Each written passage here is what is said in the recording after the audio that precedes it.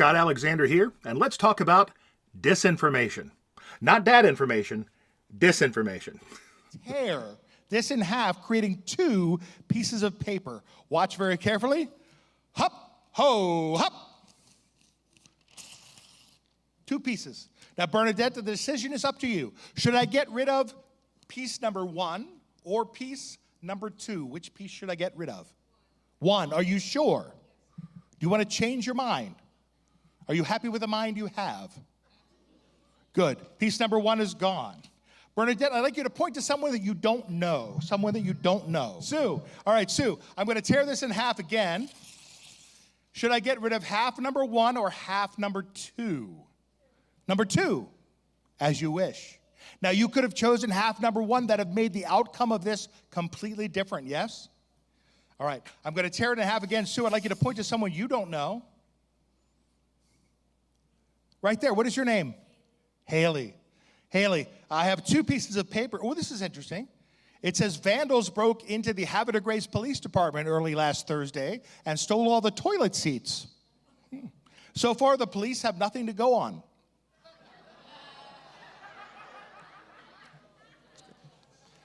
Thank you. This is interesting. It says a prison bus collided with a truck full of Viagra early last Thursday. The police are on the lookout for 12 hardened criminals. Which should I get rid of, hardened criminals or toilet seats? Toilet seats are gone. All right, point to someone you don't know. Carrie, I tear it again in half, creating two very skinny pieces of paper. Ooh, they look like birds. Ooh, caca, caca. You ever notice how the birds always fly in a V formation when they're going south? Have you ever noticed, Carrie, that always one arm of that V is longer than the other? You know why that is? There are more birds on that side. Which one should I get rid of? Number one or number two? Number one, it's gone. Carrie, point to someone you don't know. Mike, two halves here. We have, let's see. One-armed man applauds the kindness of strangers. Or rally against apathy, draw a small crowd. Apathy or one-armed man? One-armed man is gone. Point to someone you don't know. Right there, what is your name? Right there, what is your name? Steve? Steve, I'm going to tear it in half again. Would you like truck carrying fruit on interstate crashes and creates jam? Or man struck by lightning faces battery charge? Which one should we get rid of? Fruit is gone. Steve, point to someone else. Right there, what is your name? Richard. I'm going to tear it in half again. Would you like plumber wins poker tournament with royal flush? Or electricians focus on current events? Anthony, okay, well, I guess you know him. Anthony, which one should we get rid of? Well, number one or number two? Number one. Get rid of number one. All right, Anthony, if you do me a favor, stand up. I want you to walk towards me. If you stand up, lean forward, your legs will follow. Let's give Anthony a big round of applause. Anthony, come on up, Anthony. Thank you. The reason I ask you to come up is this is pretty friggin' small. All right, so I'm going to tear this one more time. Anthony, I want you to hold both of your hands out. I'm going to give you these two pieces of paper in your hand, all right, just like that. Now, in just a moment, I'm going to ask you to hold your hands like this and blow one piece of paper off your hand. Let it flutter to the floor. That piece will be eliminated. One of these pieces that you like. So I want you to hold your hands out in front of you like this. Blow one of those pieces off your hand now. Anthony, hold up a finger. Good choice of finger. Take that finger, place it down in the center of that piece of paper. Your finger should now be resting on one word of thousands of words that could possibly have chosen from. Is that correct? Yes. Yes. Would it be impossible if I could have known in advance what word your finger would be on top of? Wouldn't be possible. Would not Miracle. a miracle. Anthony, I want you to take a very close look at what I've written right here on this piece of paper before the show. Can you see it? Yep. Yes. In a nice, loud, clear voice, would you tell everyone what that word is? Themselves. Anthony, lift your finger off that piece of paper and tell everyone in a nice, loud, clear voice, do you see the word themselves right underneath where your finger was? I'm going to have to borrow your glasses for that.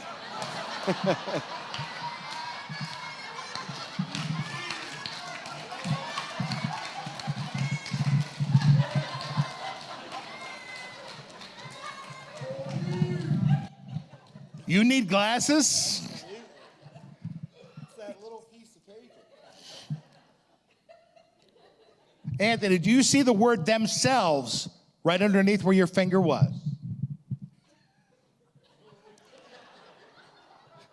I don't believe I do.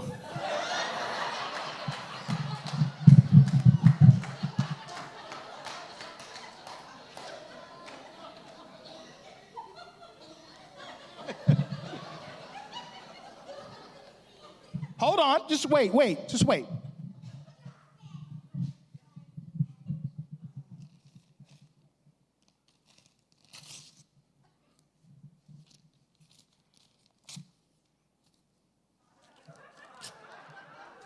Jam? What the hell? Oh, I know. What was the word? Themselves. Wait, turn over the paper. I said underneath. Do you see the word themselves? Yes, I do. Yes, it is. Amazing! Give Anthony a big round of applause!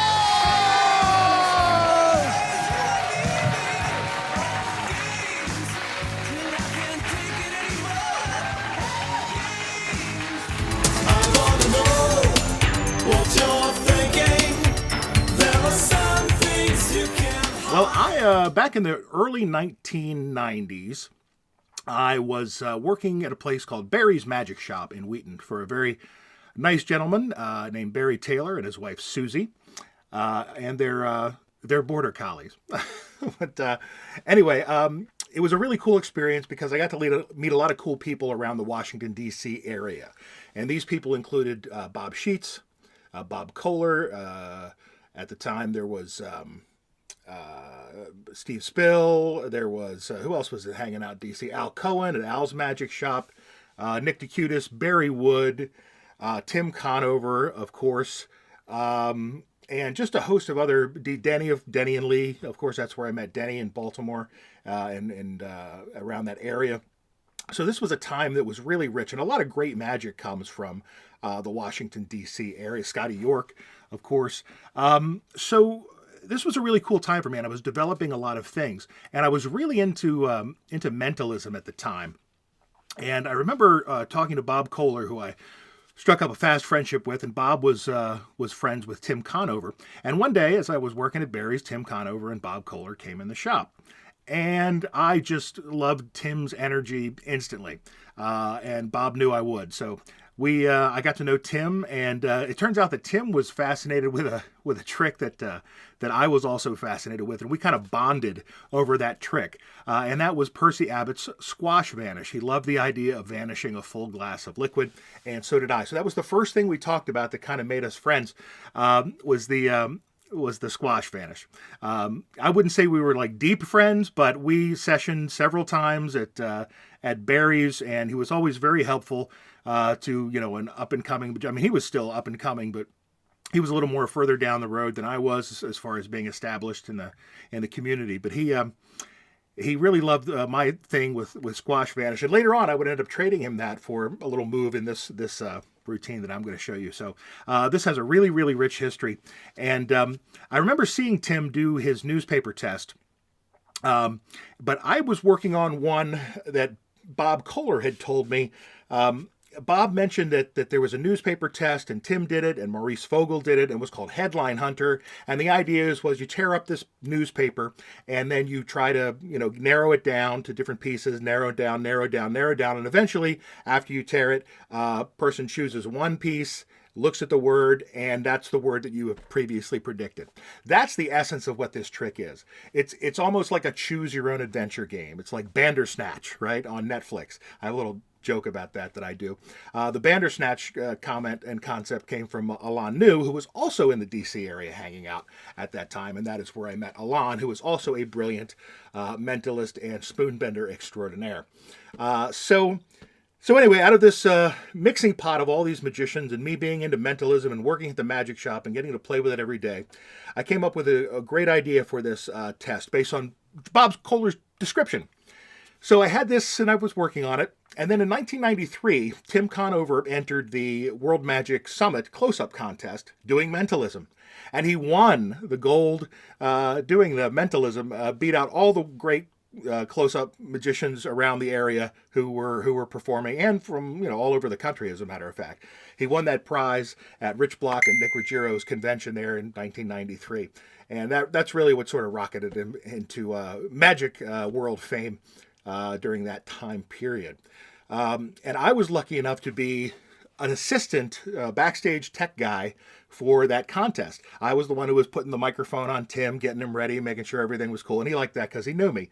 And he would, I mentioned to him earlier that day that I had seen the newspaper test and I liked it, and Bob had talked to me about it. And I showed him this little idea I had, which you'll find out about in just a little bit. And he turned to me and he said, "That's a very clever idea. That's something very clever you've got there, man. A very great idea, young man." And so I was flattered because I had seen Tim and I'm like, wow, I really love Tim's thinking. This is great. And he thinks something that I came up with is cool.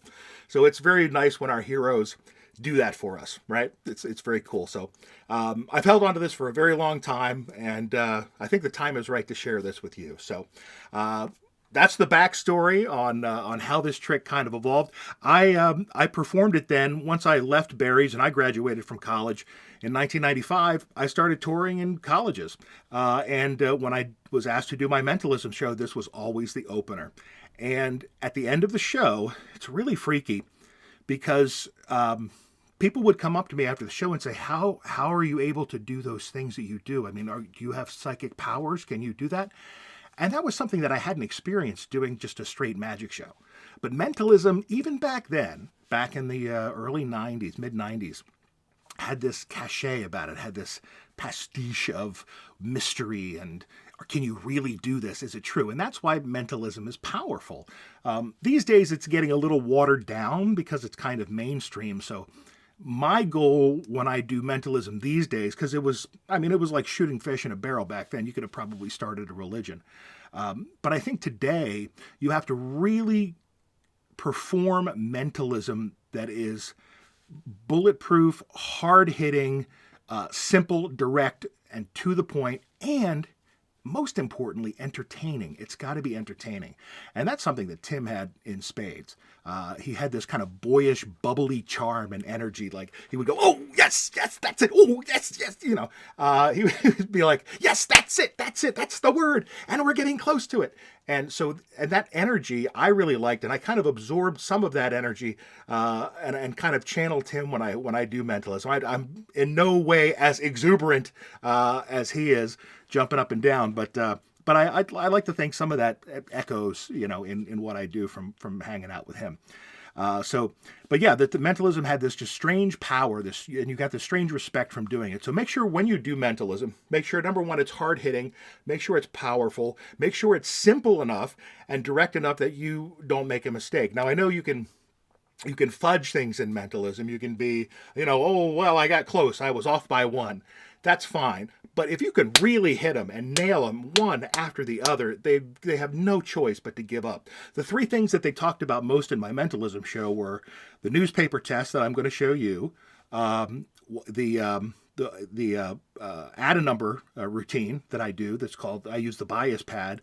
I didn't use that back then. I had a different version of it, but eventually that routine evolved into the bias pad. For an add a number routine, and then the razor blades, swallowing razor blades. And I did that in a mentalism show. So those were the three things that were talked about the most. And it was like, how did you know what word was there in that? And how did you know what word was in the book when I did the book test? just really, and how did you know what number added up, or how did you know that that was my phone number, or how did you know that that was my social security number, or my driver's license number, whatever it was.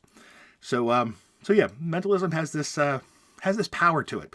So treat it with the respect it deserves, and put the time in, because most secrets to mentalism are even lamer than the secrets to magic. They're stupider, simpler, and easier than the secrets to magic. I mean, really all you have to do is get a piece of information somehow, or force a piece of information somehow, and then reveal it in an entertaining way.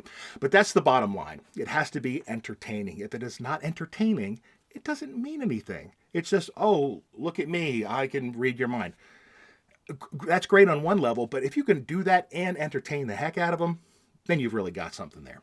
So I always try to weave a little bit of comedy, some energy into my mentalism presentations, and that comes from watching Tim. That's just giving it, imparting with that energy. It's not like, oh, let me see, I have I have a headache. God, is your word?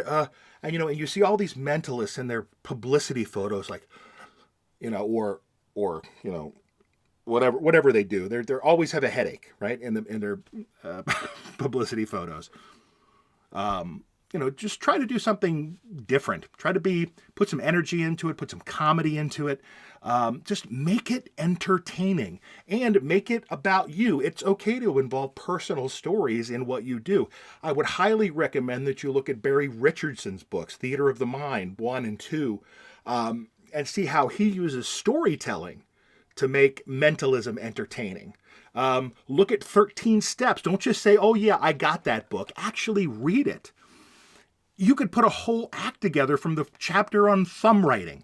That could be your whole act, and it has been some people's whole act. Even the mentalism stuff that's in Tarbell, the stuff that's in Animan's Practical Mental Effects. There's just such a rich literature, a conglomeration of literature out there on it. So do dive into that stuff, because you can really find some things. And to put together a mentalism show, you really need about 6 good effects, right? And mine was, the newspaper test, the book test, the add a number. I did a blindfold act. I did a telekinesis, a little telekinesis piece with a telekinetic timbre and a pen. And which ended in pyrokinesis, where the newspaper caught on fire. I had a headache and made it catch on fire. And a Q&A act, answering questions from the audience, and the razor blades. And I think I did one little spoon bending bit in there too. Didn't dwell on it, but I did one little thing like that in the telekinesis section. So, and I know there's a theory with some people doing mentalism. They call it pocket knife mentalism, right? Oh, I can do this, I can do that, I can do this, I can do that. I got a corkscrew, I got a screwdriver, I got a magnifying glass. I don't see a problem with that, especially from an entertainer standpoint. Because if you just predict the future, one thing after the other, that can get boring after a while. But if one moment you're predicting the future, and the next minute you're giving a demonstration of moving objects with your mind, and the next minute you're actually doing a memorization feat. That was another thing that I did. I did switched in and out of my show the memorizing a deck of cards and calling it off. That was another thing I dabbled with in my mentalism show over the years. So I think having a variety of things in your show is not a bad thing. I don't think that's something to be mocked for or shamed over, being a pocket knife mentalist. If you look, I've seen Max Maven do a show, who's probably, arguably right now, the greatest living mentalist, I think, that's around. Darren Brown certainly ranks right up there. And there's a lot of them. Max's show, a lot of varied type of effects. I saw him at Caesar's Palace on the main stage there doing card mentalism. He did a book test. He did the key RX effect with the lock and key. It was quite varied and quite entertaining. So really think about how mentalism relates to you and your character personally. Pick some effects that are going to give some variety. Put some energy into what you do, and above all, make it entertaining. So with that in mind, let's delve into what makes disinformation better than dad information. But I hope you found disinformation leading into this helpful. I wanted to spend a little bit of time on that because I really, really think that that's important. The how the trick works is not that important. It's how you make it entertaining that is the key. So let's take a look and see what you get with disinformation. I wanna know what you're thinking. There are some things you can't hide. I wanna know. Except for a piece of newspaper, this is all you need for disinformation. That is it. This is the whole trick. It fits in your pocket. You have this and a magic marker. Pick up a newspaper and set this up in about 2 minutes, and you've got a killer effect. You also, of course, need a magic marker as part of it. Now, there is something hidden that you don't see, and it's actually right here. It's this sonata gimmick.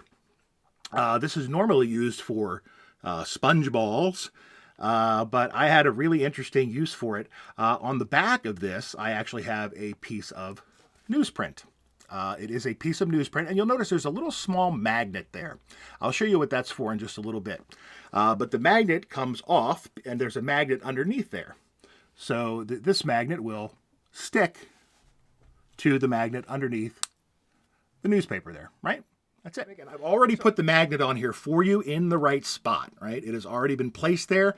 Now, you may want to do this because a sonata gimmick, I don't know how big your fingers are either. So what you want to do is you want to make this fit your fingers, right? So that it fits right here in the first knuckles, right? The first joint, and the joint at the heel of your hand. So when your fingers are curved, it holds it just like that. That's what you want, okay? And you want it to be inside the parameter of your fingers. So you may need to just take a nice pair of scissors, and these things are soft and great. You might need to trim off a little bit, right? So all you do is you take this and you can cut as much of this off as you like until it achieves the shape that you need, okay? And then once I cut it, I always kind of chop off the corners just to round them off a little bit like this. Right? Just give them a little bit more rounded effect so that it's not pokey, right? So you want to make this as square as possible, as small as possible to fit right there on your two fingers, and you're going to want that piece of paper that you use to match that size, okay? So you're going to need to attach a piece of whatever type of thing you're going to be tearing up, whether it be newspaper, funny papers, magazine, menu, postcard, whatever it's going to be. Okay, so here's how you do that. It's time for Arts and Crafts with Scott. It is time for Arts and Crafts. It is time for Arts and Crafts. It's Arts and Crafts with Scotty Scott. It is time for Arts and Crafts. It is time for Arts and Crafts. It is time for Arts and Crafts with Scotty. Here we go. Scott. Little arts and crafts never hurt anybody. It's good for your soul. Put hair on your balls. All right, here we go. Take this, and this will be your friend because you'll find other uses for it. I guarantee it. This is contact cement, but it's a spray version of contact cement. So you don't have to get they have the little bottle and the little glue that you go like this and, you have to paint it on. With this, super easy. Barely an inconvenience. You just give it a little nice even coat there. Pick another piece of paper over here. Nice little coat on the back of that. That's it. That's all you got to do, right? And then you use this for something else. Your car messes up. You go ahead and you get a piece of leather. You spray the back of the leather. You spray the place where your car's messed up. You stick it back down. Contact cement. This is spray cement. This is Gorilla Glue brand. Spray adhesive. 3M makes a version called Spray 77, which is great, or Spray 93. There's another one. Anyway, Home Depot spray adhesive. And it's a contact cement. So what does that mean? That means both surfaces have to be sprayed and dry a little bit. They have to dry, and then you make contact. The glue grabs the glue, and it sticks together. That's why they call it contact cement. All right, so let it dry. It really only takes about a minute or two to get this nice and tacky. You can feel it's tacky. If you think this is tacky, you should see my act. All right, so good. And now I've got this part dry as well. This is dry and nice and tacky. It's sticky. So now all I'm going to do is I'm going to take this piece, press it against somewhere on this piece, right? And then I'm going to smoosh it down. I'm going to stick my fingers in the groove and smoosh it, right? Get it all smooshed. right? And then I'm just going to tear the rest of it off, right? And then I'm just going to go in and neaten it up with our good old friend, a pair of scissors. Get this overspray thing gone. We don't need that anymore. We're all done with that. All right, good. Now we go ahead and take a pair of scissors, and you'll see we got some fuzzy edges there, right where I tore it off. But look at how nice and smooth that contact cement. It really grabs it, just makes it perfect, right? So now you just go in here and you trim off your little excess paper that's sticking out the sides. And look at that. Your arts and crafts is almost done. You've got a little extra hair on your nuts, and everybody feels better. And I don't have to hear people saying, I don't want to do arts and crafts. All right. So there we go. All right. So we're all brushed off. We're all cool. Oh, I'll knock my magnet off. Again, I'll give you a couple of those magnets. Don't lose those suckers. All right. So that goes there. And your magnet sticks. Boom. We're golden. And that's how you set that up, basically. Super easy. Barely an inconvenience. Goes right back on. Look how beautiful that is. What a deceptive illusion. I love this thing, and I hope you love it too. This is the gimmick. You also need this, which is not just a regular wallet. It's a Himber wallet. It's a cheapo Himber wallet. That's all you need for 2 outs. Magic marker, a piece of news, and a sheet of newspaper. And that is all you need to get about 6 minutes of killer, and even longer. I mean, this could go even longer, or you could make it shorter, depending on how fast you tear the paper. But for me, it averages about 5 to 6 minutes, and I can actually make it go longer if I add more jokes into it and, really have a big crowd. The bigger the crowd, the longer it tends to get. So let's break down exactly how all these things go together in our setup to make this really, really a devastating effect. I wanna know what you're thinking. There are some things you can't hide. I wanna know. All right, so let's talk about how to set this sucker up. This is so easy to travel with. I love it. In fact, I keep it in one of these little zipper pouches. That's pretty much everything you need. So inside here, you can even fold up a piece of newspaper, a whole sheet of newspaper down and slip it in there and you got the whole thing. I usually just grab a newspaper on the way to the gig. But you need some kind of paper to write your prediction on and a magic marker, okay? So those you've got. This is an El Cheapo Himber wallet. You can get a better, nice, fancy leather one if you want, but it really is unnecessary. That's the one I use. It's a, it's a giver. It keeps on giving. And then you can either use Post-it notes for your prediction or whatever. I just use a bigger piece of paper and a little bit of blue tack. So I take a little piece of blue tack and I put 2 pieces of blue tack in here in the Himber wallet, little earthquake putty or blue tack. And on the other side, I put the same pieces, 2 little pieces. That just holds my, prediction in, basically. So I got one over there, and then I got one over here, and that'll hold my prediction. So I'll show you, you can actually use a piece of Scotch tape, double stick tape, whatever, but this blue tack allows you to, take your paper, if you're using regular paper, and just, stick it in there, and when you make a new prediction, you just stick a new one in there. That's the way I do it. But like I said, anything that just holds this in here, you can even put a paper clip in there if you want. That works as well. But I like to stick my prediction in with the little tacky. So you can do that if you like. That's a little suggestion for you. But anyway, that's for your prediction, and you've got 2 outs. Now, when Tim Conover did this type of effect, his method was very bold and very subtle. I'm not going to talk about it, but I will say this, that it really is reliant on Tim's masterful performance that he did, that he was able to pull his method off. Now, granted, if he had an unruly spectator who was uncooperative, they could have busted him easily. But this method, unlike Tim's, is fail-safe. It's you're going to end up with either the word over here or the word over here. There's no room for fudge, no room for error or faking stuff.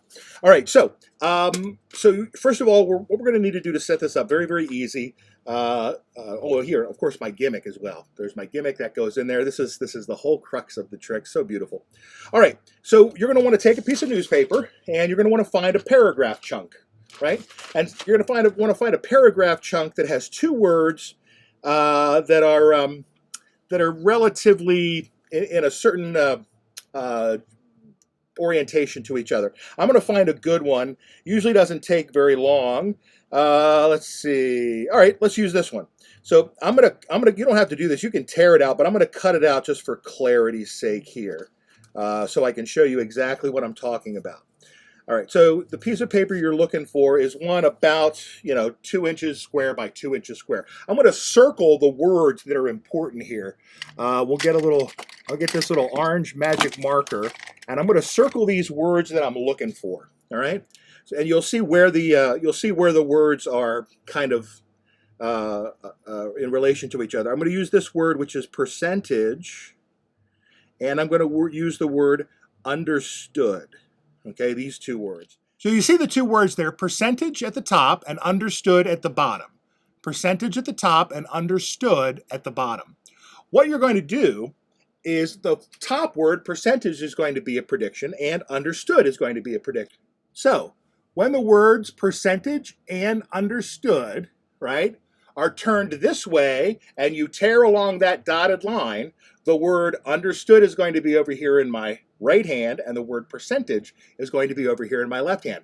Those are the words that you're going to use for the prediction, right? So what you're going to do on one of these pieces of paper, guess what? You're going to write the word percentage. So make it as big as you can, P-E-R-C-E-N-T-A-G-E, percentage. That is your first prediction, percentage. All right, and that goes in one side of Mr. Himber wallet. So here we go. Boom. There's the word percentage. That's one of your predictions. Okay.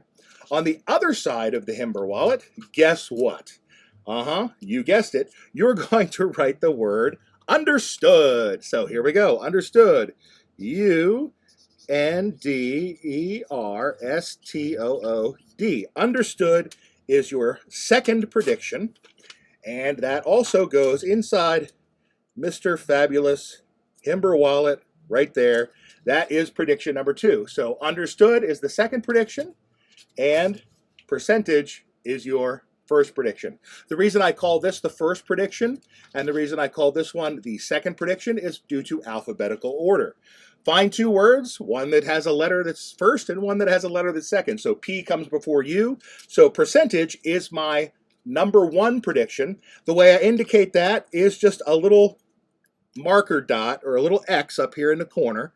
So I know that when I put on this side that has the little, it's almost indistinguishable, very, very hard to see that little X up there, but a little black X that I put there, that tells me that that's my number 1 prediction in alphabetical order, which is percentage. And on the side that doesn't have the X, I know that's understood. That's how I keep track of it and keep it oriented. This goes in my breast pocket, and that part is ready to go. All right. Now, let's take this little piece we prepared. Here's the way I really prepare it. I don't take the time to draw the dotted line and do all that. What I do is I find a paragraph that has words oriented in such a way.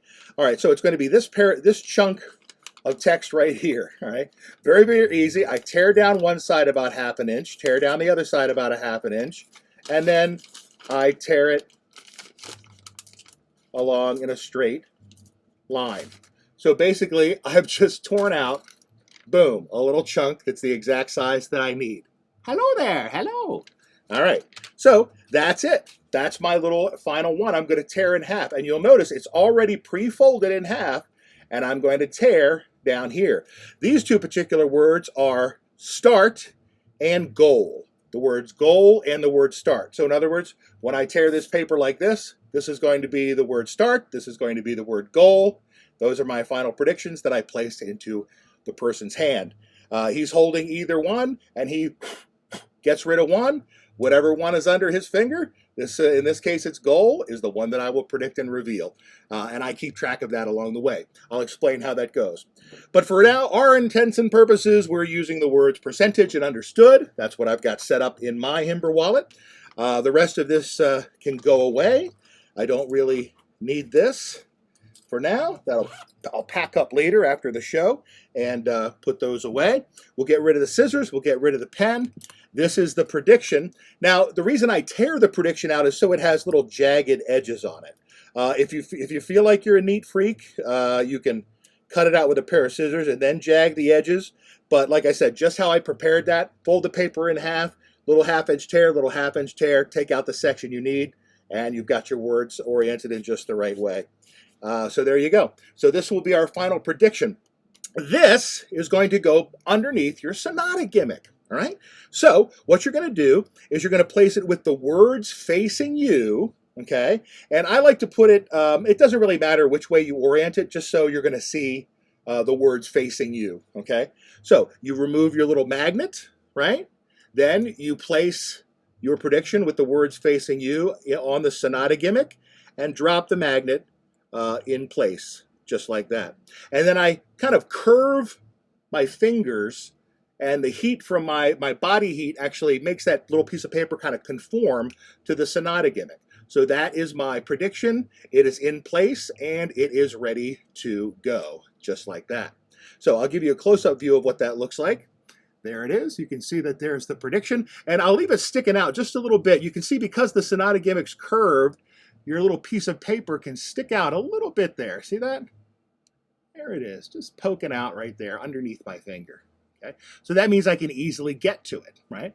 So when I remove this, because the magnet is down here on the bottom, I can slide this off. If I'm holding the sonata gimmick up here, that piece of paper will just slide right off from underneath the magnet, and the magnet will stay. Okay, so I'll explain that when we go into how to perform the trick.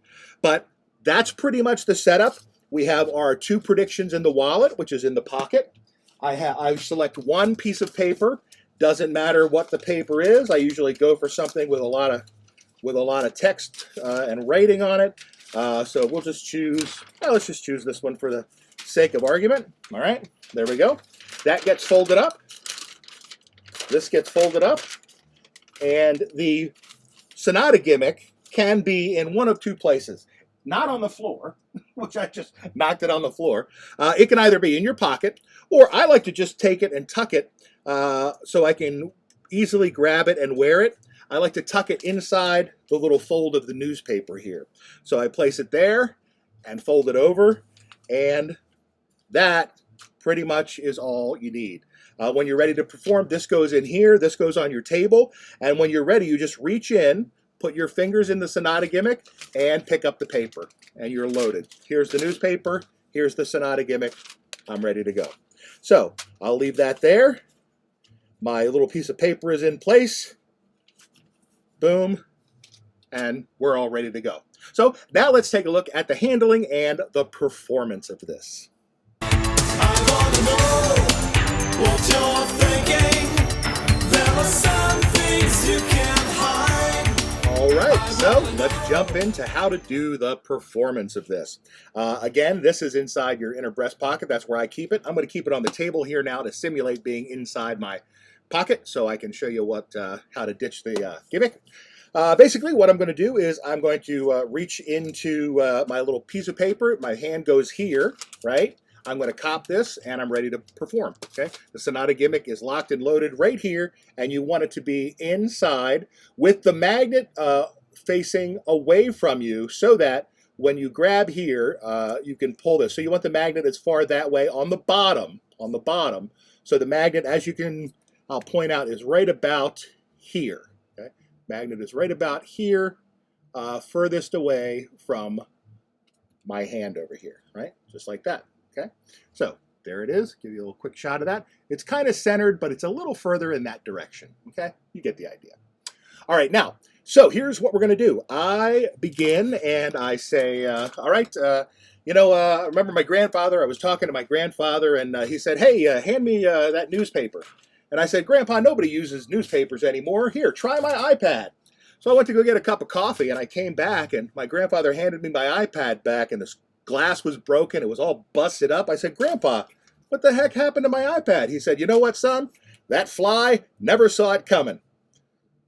All right, there you go. See, it's a new generation. My teenagers say the same thing to me now. They say, what's a newspaper? Why aren't you using a newspaper?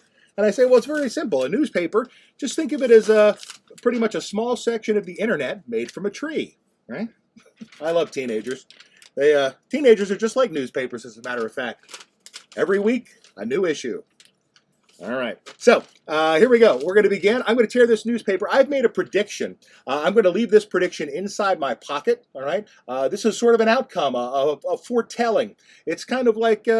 It's kind of like the final end that we're going to achieve. It's kind of like we're going to do a choose your own adventure, almost like that Benedict Cumbersnatch show that was on Netflix, Banderbatch or Cumbersnatch or whatever it was called. To choose your own adventure. So we're going to do that with a newspaper. This is the prediction.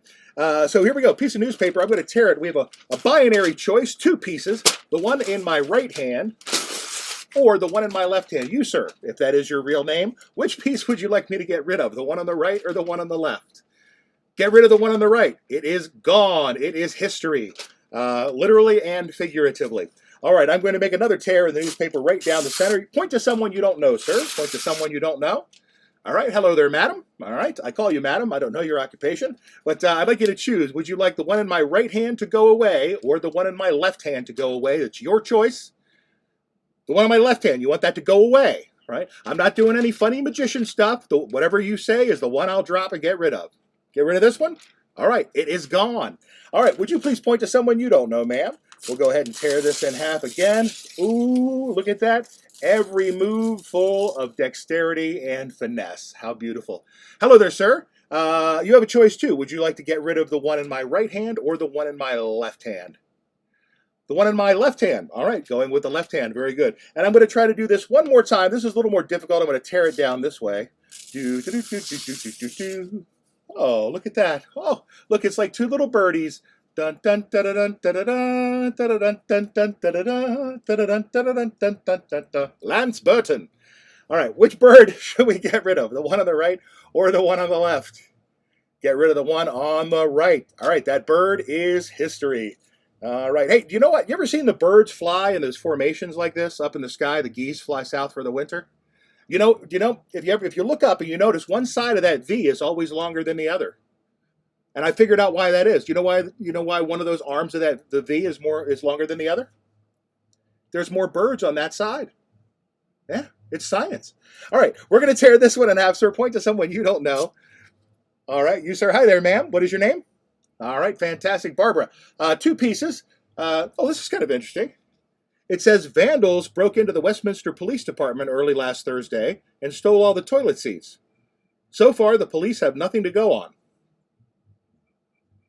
All right, fantastic. Oh, this is good too. It says a prison bus collided with a truck full of Viagra early Thursday morning. The police are on the lookout for 12 hardened criminals. All right, which should we get rid of? Toilet seats or Viagra? Which one should we get rid of? Get rid of the Viagra. All right, Viagra is out of here. All right, I'm going to tear it again. Point to someone you don't know, please. All right, hi there, sir. What's your name? Steve. All right, Steve. We have, let's see, apathy rally draws small crowd, or man struck by lightning faces battery charge. Which one? Which one should we get rid of? Battery charge or apathy rally draws small crowd? Get rid of the apathy. You know what? I don't care. All right, so we're going to do it again. Another tear like this. Two left, two pieces left. We have here, plumber wins poker tournament with royal flush, or electricians convention focuses on current events. All right, which one would you like? Plumbers or electricians? Get rid of the electricians. All right, always the plumbers. All right, and last choice. I have two pieces left. We're getting down to the wire. A little small here. Which one should I get rid of? Okay, get rid of the one on my right. All right, very good. That leaves me with one final piece. One final piece. And I'd like you to point to a random person, someone you don't know. Oh, you look very random, sir. That's fantastic. And what is your name? Bob? Bob, have we ever met before? Well, and you seem real proud of that, too. All right, Bob, would you mind? Do you need those glasses to see? You do? Oh, okay, good. I love working for people with glasses. They're really easy to fool. You just go, they fog up, they can't see a thing. All right, Bob, would you mind helping me? All right, come on up. Everybody give Bob a big round of applause. Okay, so now is where you're going to do the dirty work, right? You've got all the heat. We'll pause the performance mode. Basically, that's all just you. You can add whatever jokes you want. There's a billion jokes you can do with newspaper headlines. Pencil stock up 2 points. Escalator stock is rising. Elevator stock is going down. There's a billion jokes that you can do like that. But that doesn't matter. That doesn't matter. All this comes down to is a binary choice. Which word are they going to get? The first word or the second word?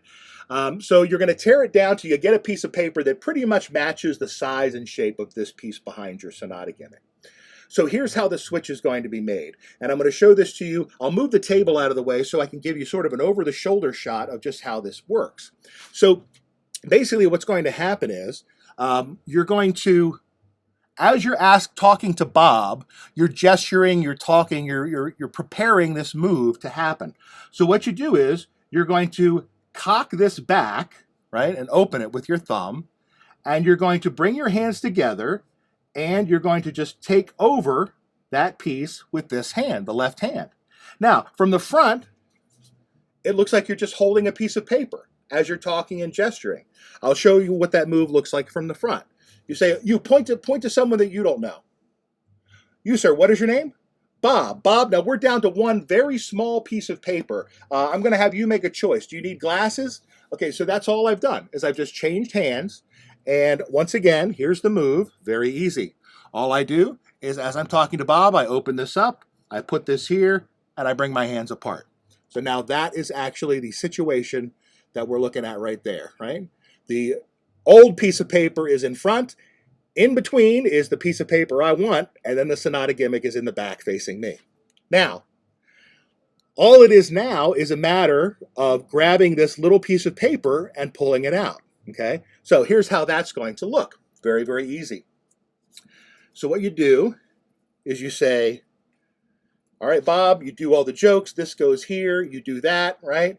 Now, all you're going to do is you're going to slide the piece of paper out, right? And you're going to display it, basically. You're going to show it to them as if you were keeping this fair and honest. So here's how the sequence looks, and then I'll show you a close-up of it, okay?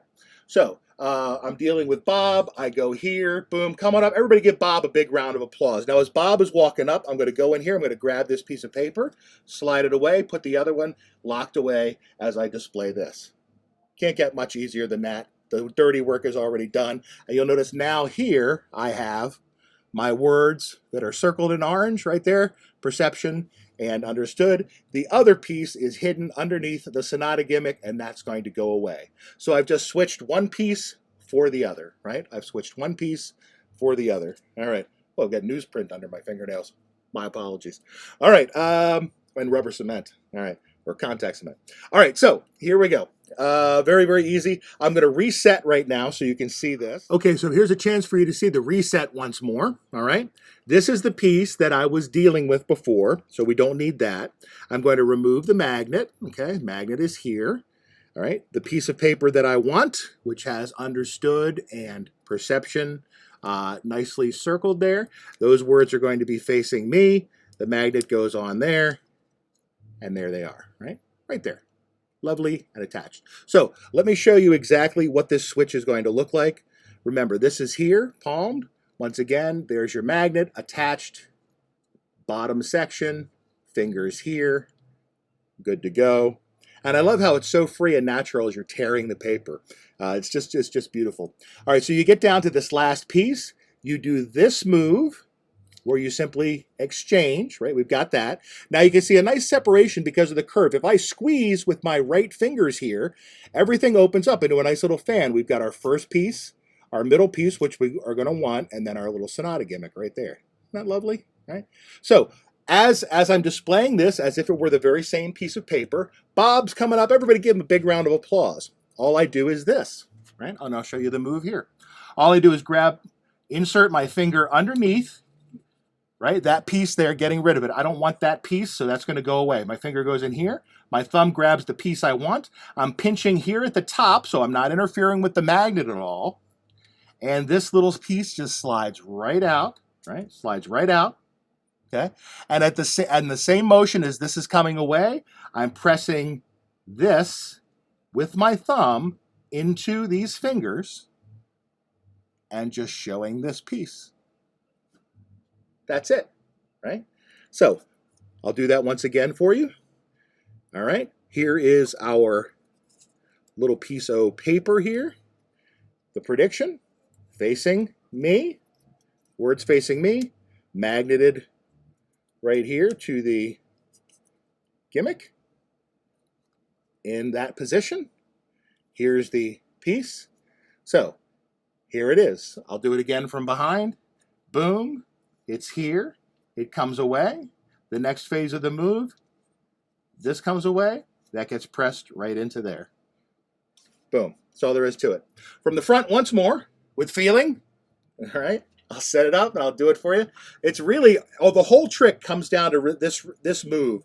And you have the entire cover of him walking up to do this move. And it looks like you don't do anything at all. Let's go ahead and do the move once more because I really want to make sure you get it.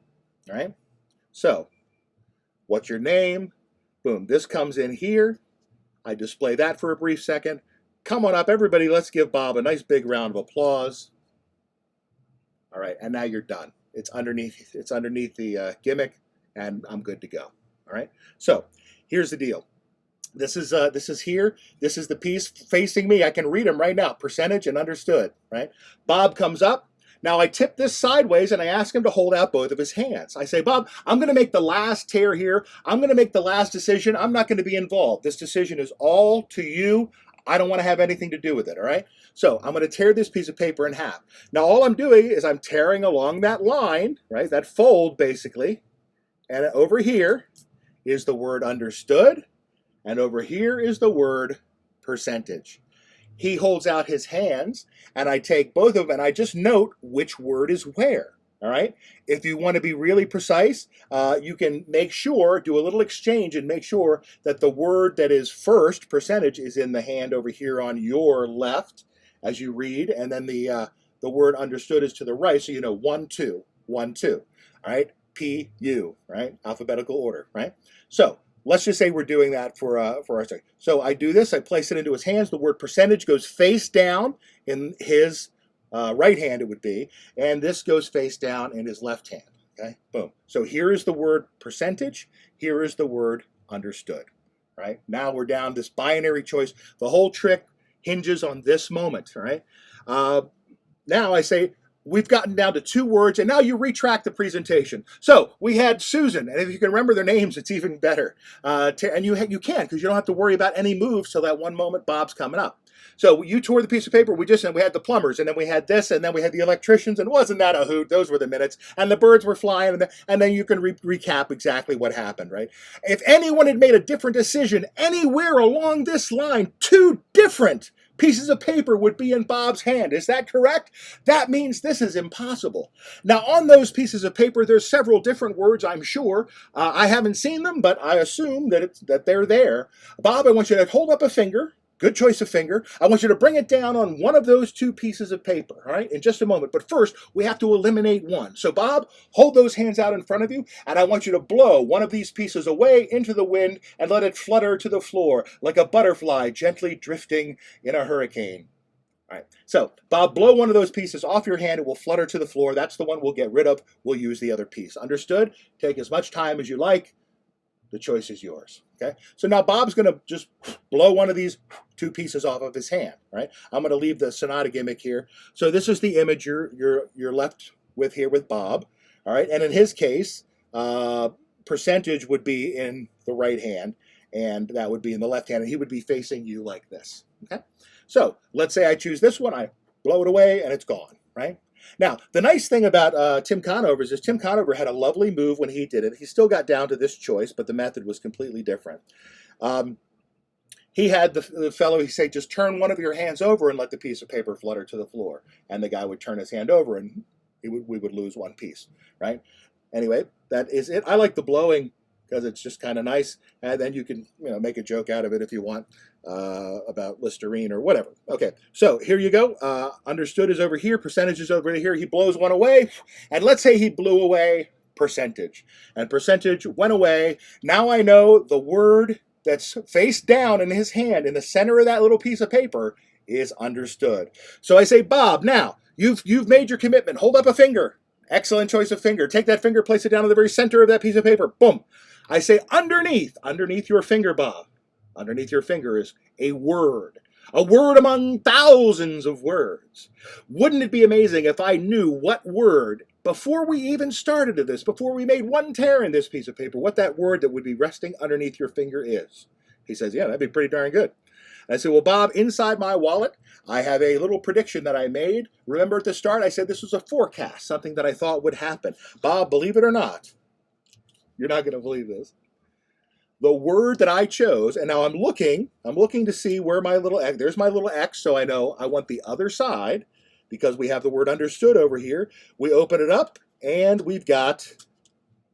I've got one word, Bob, written here, and I want you to take a look at it in a nice, loud, clear voice. Would you please read the word that is written inside the wallet? And he says, understood. Right? Understood, understood. That's the only word there on that piece of paper? Wouldn't it be amazing if this word, understood, matches the word that is underneath your finger? That would be amazing. Now, I should mention one thing.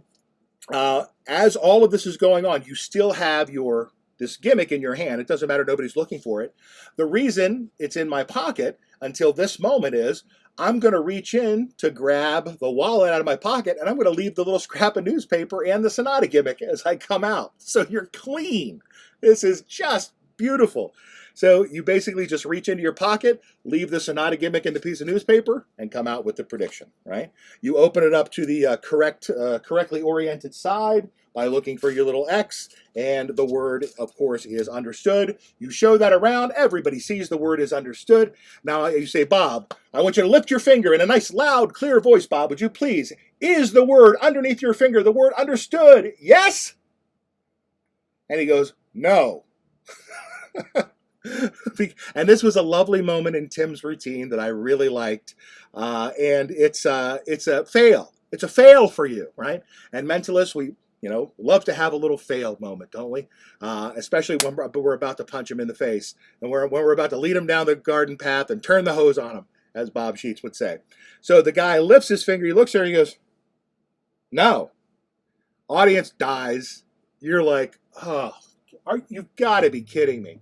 Now, at this point in the performance, I'll kind of recap. I'll go, it's not understood?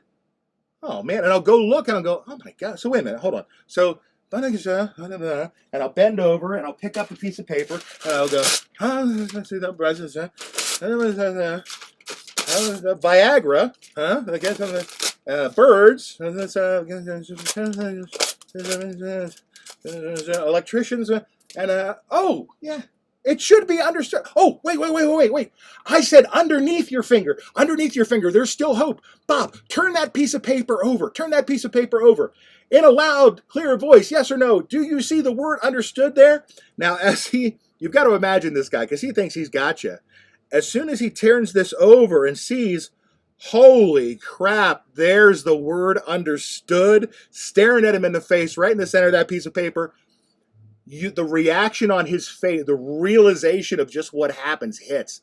And you'll see it when you do it. He's like, oh my God, yes! If it is, give me the high five. Bam! I always do that because nobody's going to see that. But this whole trick relies on his verification. They see him react. Oh my God, this is great. And you get, oh yeah. And again, the word understood, yes. And now I take it from him and I show it to him anyway, even though they can't see it. It is, look, understood. All right. And then I hold this up and it's going to match, right? It's going to match. Understood. Right. And I've got my piece of paper. So I hold them both up. They can't read this, but look, understood. It's a perfect match. The crowd goes wild for Bob, right? And then everybody goes nuts. I've had my verification. You can have this as a souvenir along with all this applause. Bob, give him a nice big round of applause. I can remove this, give it to him. He goes back to his seat with this and that and a fond memory, and you look like you've just predicted the future. It's a great routine, and you're clean at the end. I don't think it can get much better than that. So there you go. So, I really hope you enjoyed that presentation of disinformation. My name is Scott Alexander. Thanks a lot for supporting all of my stuff. I really enjoy bringing it all to you. Thanks again. We'll see you next time. I wanna know what you're thinking. There was